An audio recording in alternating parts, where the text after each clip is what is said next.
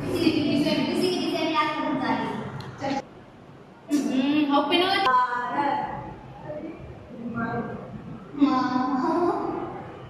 हमारे भारत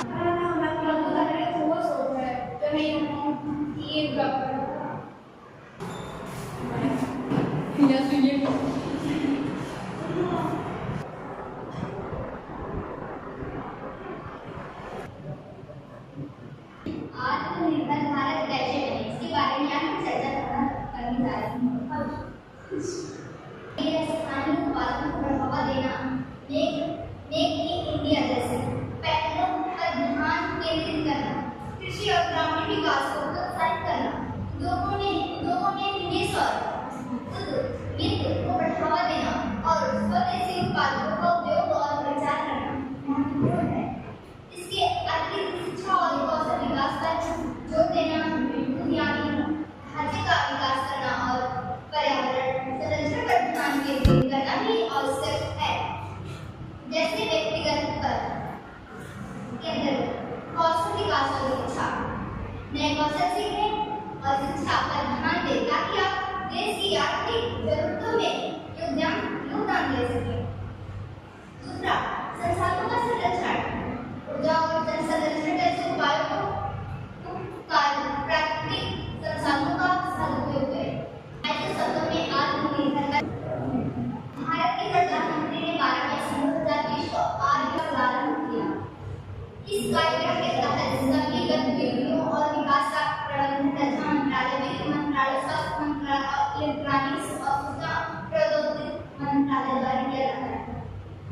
शुरुआत में इस कार्यक्रम का कुल बजट 5,000 करोड़ रुपए था, जो हमारे सकल घरेलू उत्पादन का 25% है। बाद में प्रधानमंत्री ने सभी वांछित उद्योगों की प्राप्ति हेतु इस बजट को बढ़ाकर व्यापारियों, उद्योगपतियों और व्यापारियों को राष्ट्र निर्माण कार्यक्रम में भाग लेने के लिए प्रोत्साहित किया है।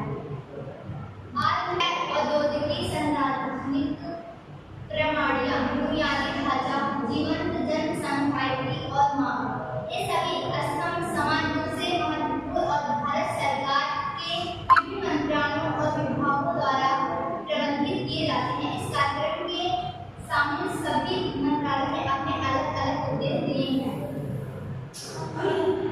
घटनाक्रम, रक्षा मंत्रालय दूसरे देशों से आयात करने के बजाय अपना बुनियादी ढांचा और युद्ध उपकरण स्वयं बनाने पर ध्यान केंद्रित कर रहा है। इन लक्ष्यों को प्राप्त करने के लिए रक्षा मंत्रालय ने सभी 5 विभाग मिलकर काम कर रहे हैं। ये विभाग है सैन्य मामलों का विभाग, रक्षा विभाग, रक्षा उत्पादन विभाग, रक्षा अनुसंधान विकास विभाग और पूर्व सैनिक कल्याण विभाग।